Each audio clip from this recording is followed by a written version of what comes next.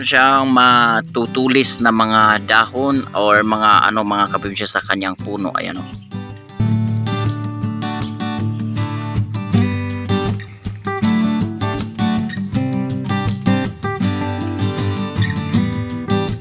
Mga kaprobinsya, bababa na tayo.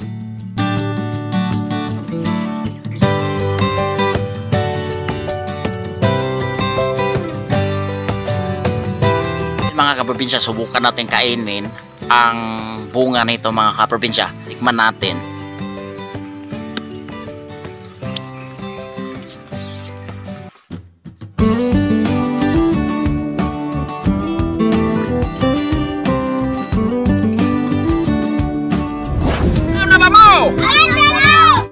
So dito sa amin ngayon mga kaprobinsya, update tayo. No? Siyempre ngayon sa araw na ito, medyo makulimlim yung panahon namin. Ganito, parang isang linggo na nagkaganito yung panahon namin.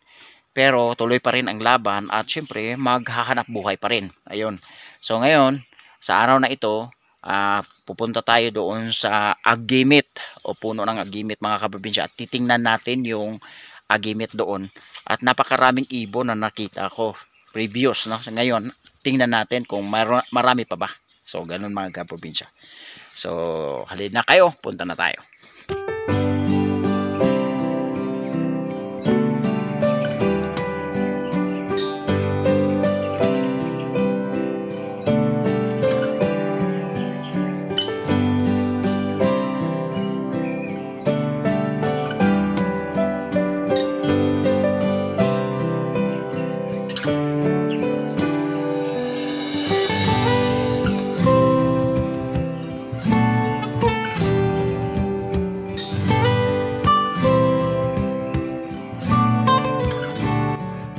Mga kaprobinsya, dito tayo ngayon.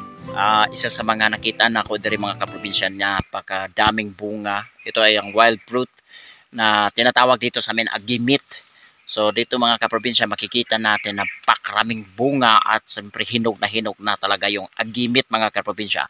Pero yung agimit na ito, napakaraming ibon na nandito ngayon. Ayan. Gina.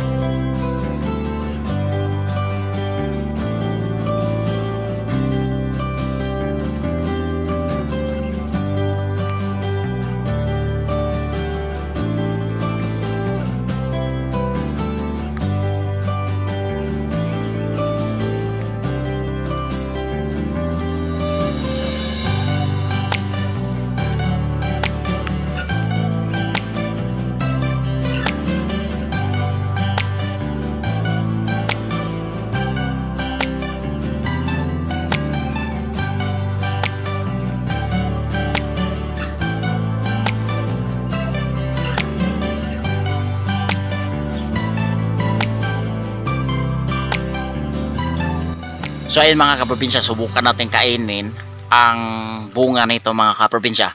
Kasi sabi nila pag kinain daw ng mga ibon, tiyak na makakain din ang bunga nito mga kaprobinsya. So ayan, tikman natin.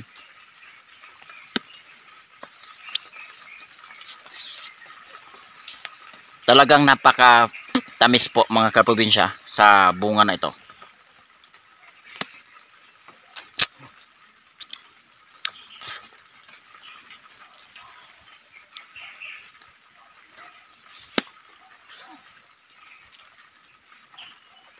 Tapos ang buto nito mga kaprobinsya, napakaliit po. Ayan o.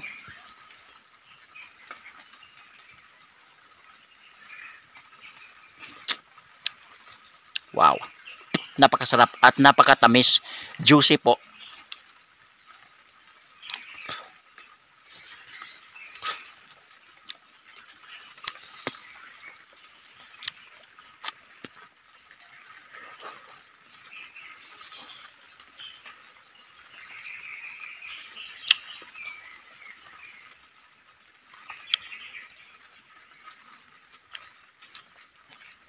Napakatamis talaga. Juicy po ang lasa nito. Kaya pala napakaraming ibon na nagpupunta dito para kumakain lang sa bunga na ito mga kaprobinsya.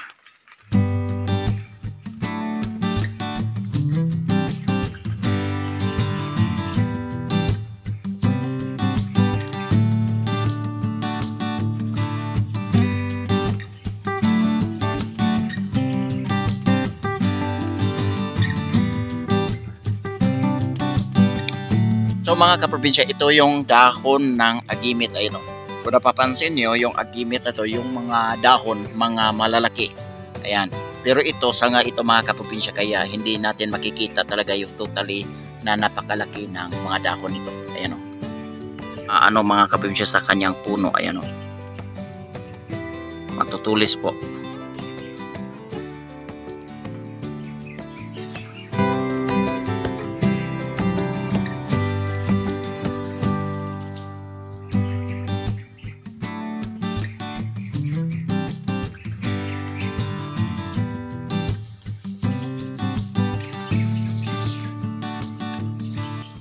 Sa kanyang dahon mga kaprobinsya, ganun din. Ayan o.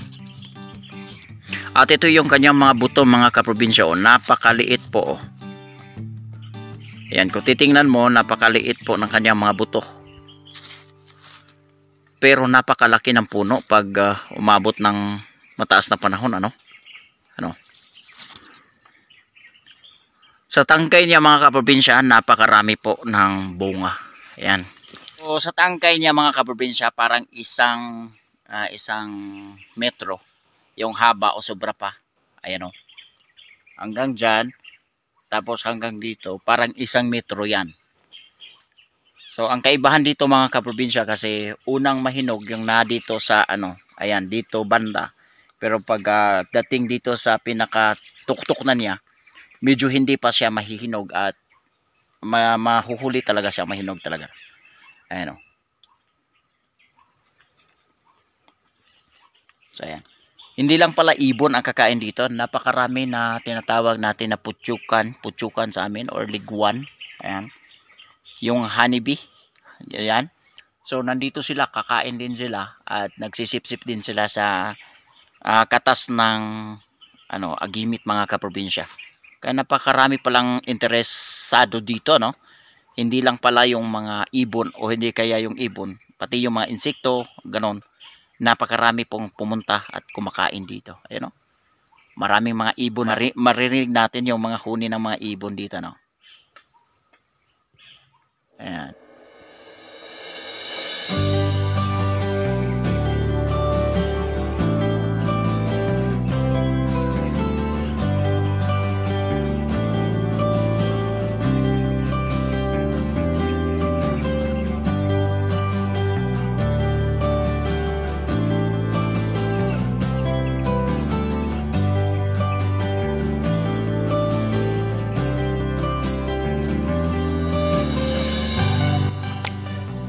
Nandito tayo sa medyo mataas-taas na, umakyat tayo ng konti para makita natin yung mga bunga dito ng ating tinatawag na agimit mga kaprobinsya. Pero sa bunga na ito mga kaprobinsya, ito ay ang napakarami at syempre yung mga ibon hindi talaga mauubusan ng pagkain, So sa agimit mga kaprobinsya, ito ay nagbibigay din ng maraming source sa tubig at marami din makikita natin ang agimit doon sa mga lugar na malamig. Pangalawa, makikita rin natin yung mga agimit doon sa may matubig na area.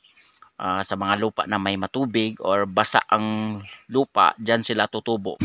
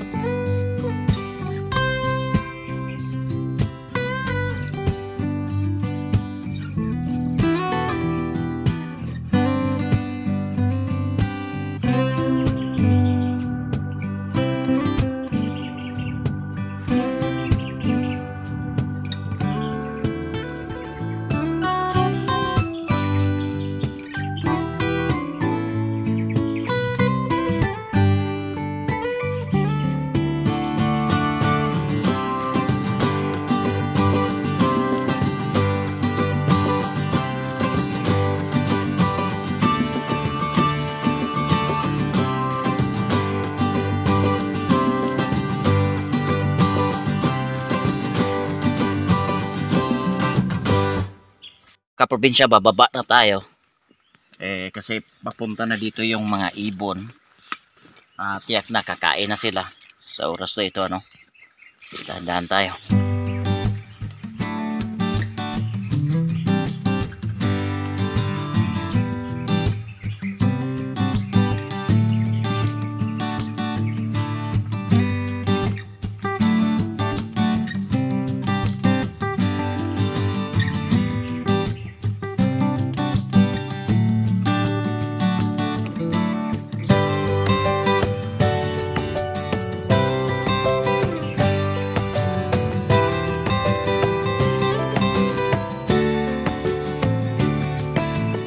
Mga kaprobinsya, hanggang dito lang yung video natin tungkol sa agimit at sana po ay may natutunan kayo kahit konti lang, no, sa video natin. So ayan, hanggang dito na lang at maraming salamat po sa lahat ng nagsusuporta at nagpanood sa ating video ngayon. So sa lahat ng hindi pa nakapag-subscribe, please subscribe my YouTube channel, Benz TV 20. Click ang notification bell dyan para updated tayo sa lahat ng mga video na ipinag-upload ko. Hanggang dito na lang po mga kaprobinsya. Maraming salamat po. Tayo ay mabuhay.